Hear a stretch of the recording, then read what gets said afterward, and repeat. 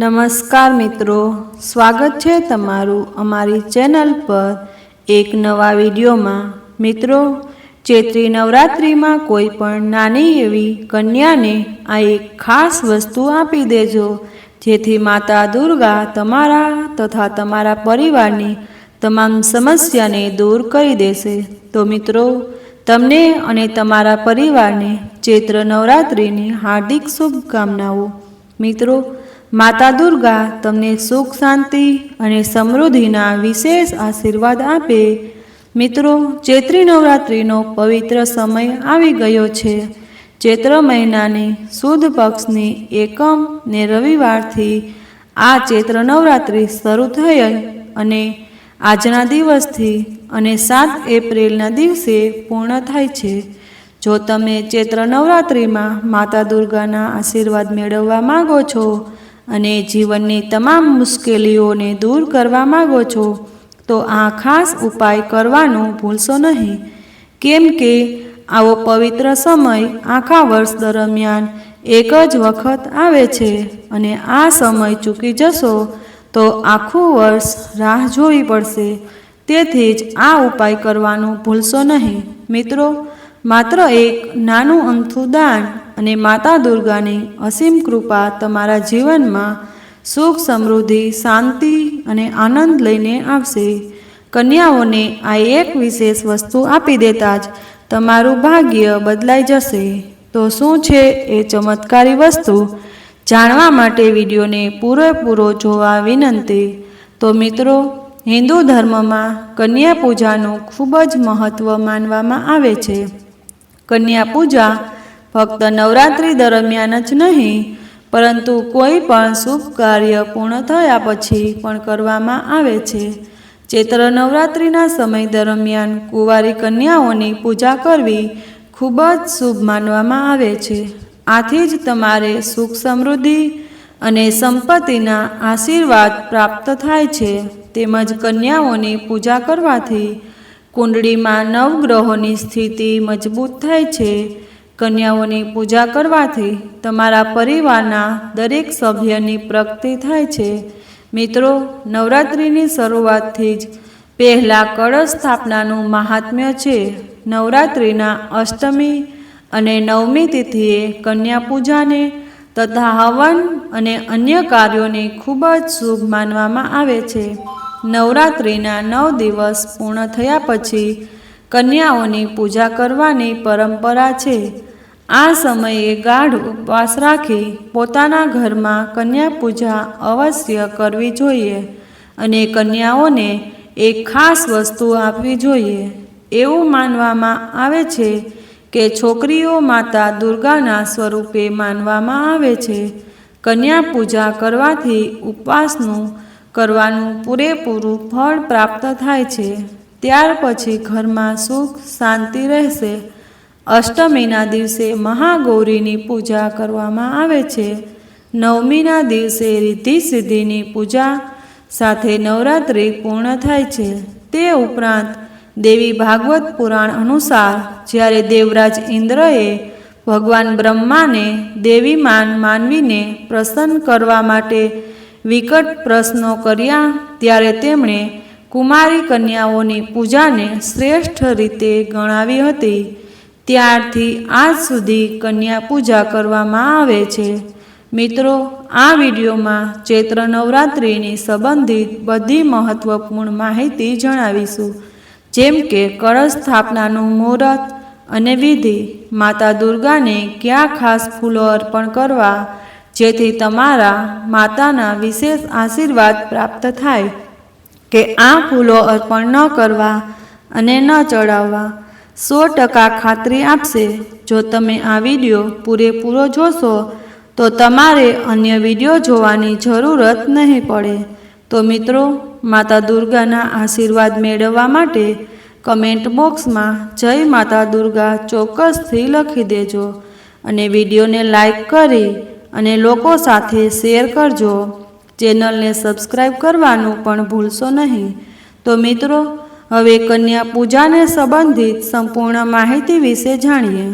દુર્ગા સ્તભારણમાં કહેવામાં આવે છે કે ધૂળની પૂજા પહેલાં કન્યા પૂજન કરવું જરૂરી છે. પછી માતા ધૂળની પૂજા શરૂ કરો. મિત્રો, ઘરમાં શ્રદ્ધાભાવથી કરવામાં આવેલું ભોજન ઘરના વાસ્તુ દોષને દૂર કરે છે. કન્યા પૂજનમાં 2 થી 10 વર્ષ સુધીની કન્યાઓને ભોજન માટે આમંત્રિત કરવું જોઈએ, એટલે કે ઘરે બોલાવવું જોઈએ. જે કન્યાઓને આમંત્રણ કરો છો તે કન્યાઓને માસિક ધર્મ શરૂ ન થયો હોય તે કન્યાઓ પૂજા માટે યોગ્ય માનવામાં આવે છે. કન્યાઓ સિવાય નાના ભૂલભુલૈયાઓને પણ ભોજન માટે બોલાવવું જોઈએ. તેમણે હનુમાનજીના સ્વરૂપમાં માનવામાં આવે છે. કથાઓ પ્રમાણે જ્યારે વૈષ્ણવ દેવી તપસ્યા કરી રહી હતી ત્યારે હનુમાનજીએ એ જ ગુફાની બહાર બહેરું આપ્યું હતું. હવે મિત્રો, કન્યા પૂજાની વિશિષ્ટ વિધિ જાણી લઈએ. કન્યા પૂજનના 1 દિવસ પહેલાં બધી જ દીકરીઓ અને બાળકોને આમંત્રિત કરો. જ્યારે દીકરીઓ અને બાળકો તમારા ઘરે આવે છે ત્યારે તેમને પાણીથી તેમના પગ ધોઈને સાફ કરો. ત્યાર પછી કન્યાઓ અને બાળકોને બેસવા માટે યોગ્ય આસનની વ્યવસ્થા કરો, એટલે કે તેમને નીચે જમીન પર બેસાડશો નહીં. પછી છોકરીઓ અને બાળકોના હાથ પર મોલી બાંધો, તેમને તિલક કરો. ત્યાર પછી તેમને ખવડાવો. કન્યા પૂજા માટે હલવો અને પૂર્ણ પ્રસાદ તૈયાર કરો. ભોજન કરાવ્યા પછી કન્યાઓ અને બટુકોને મસ્તક પર કંકુથી તિલક લગાવો. ત્યાર પછી તેમના પગ ધોઈને તેમની પૂજા વિધિ કરો. સાથે જ તેમને ઉપહાર અને થોડી પાષાણી ધક્યાના રૂપમાં આપો. કન્યાઓ અને બટુકોને ઘરે પહોંચાડવામાં સુધી તેમને પૂર્ણ સ્તનપાન કરો, કારણ કે આ સમયે કન્યાઓ સત્તારૂપ માતાનું અવતાર માનવામાં આવે છે. કન્યા પૂજાના દિવસે ભૂલથી પણ કોઈને ઠપકો ન આપવો. તેમના પર ગુસ્સો ન કરો, પરંતુ તેમનું સન્માનથી સ્વાગત કરો. કન્યાઓ તમારા વર્તનથી એટલી ખુશ થઈ જશે કે માતાના આશીર્વાદ તમારા પર વધુ રહેશે. કન્યાઓ આવી ગયા પછી તરત જ તેમને બેસવા માટે કહી દો.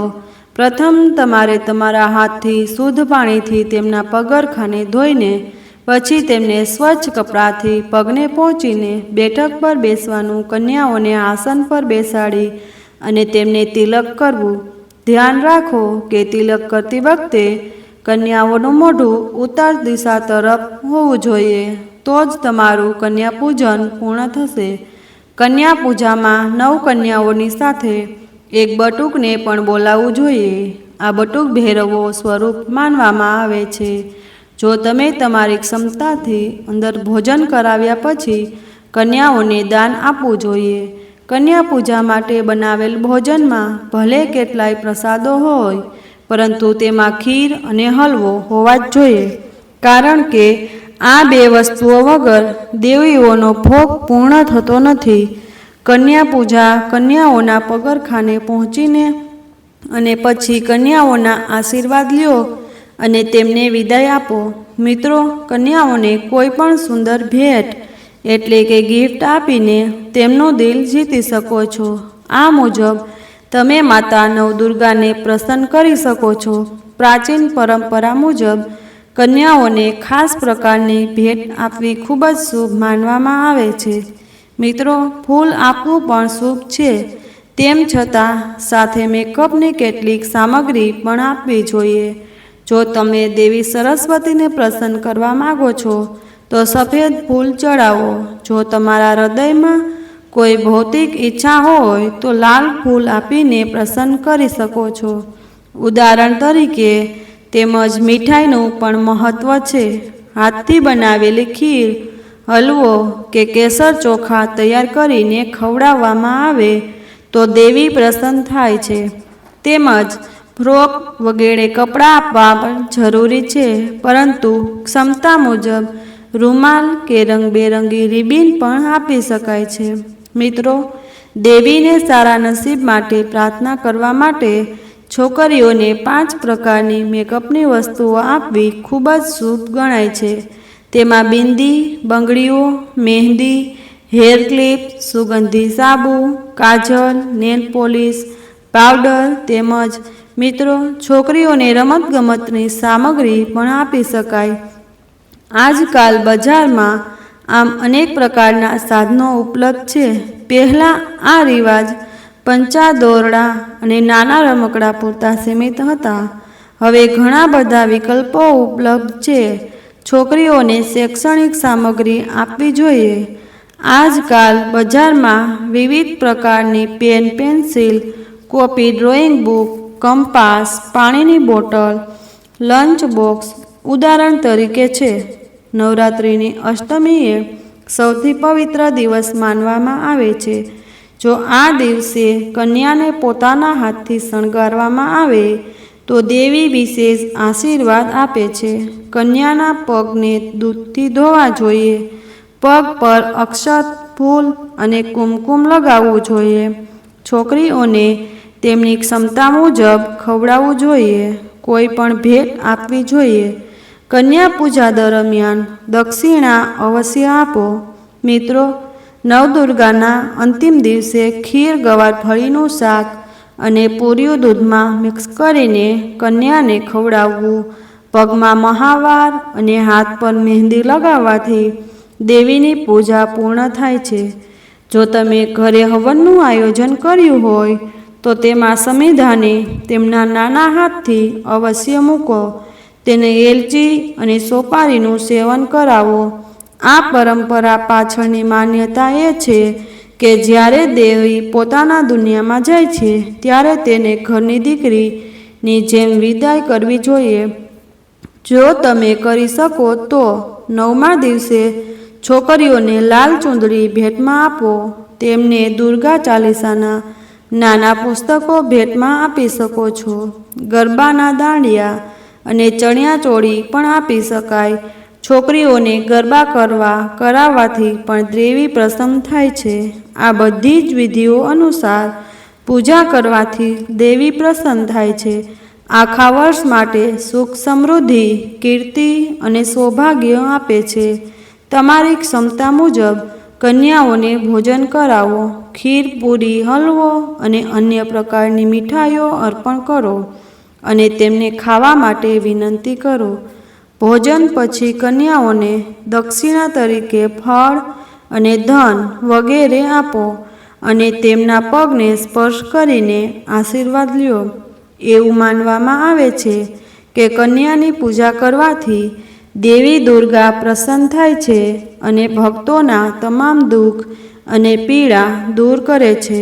તો મિત્રો, આજનો માહિતીપ્રદ વિડીયો અહીંયા પૂર્ણ કરીએ છીએ. વિડીયો પસંદ આવ્યો હોય તો લાઈક અને તમારા મિત્રો સાથે શેર કરજો. ચેનલ પર નવા હોવ તો ચેનલને સબસ્ક્રાઈબ કરવાનું ભૂલશો નહીં. મળીએ એક નવા વિડીયો સાથે. ત્યાં સુધી બધા જ મિત્રોને જય મા દુર્ગા. જય શ્રી કૃષ્ણ. ધન્યવાદ.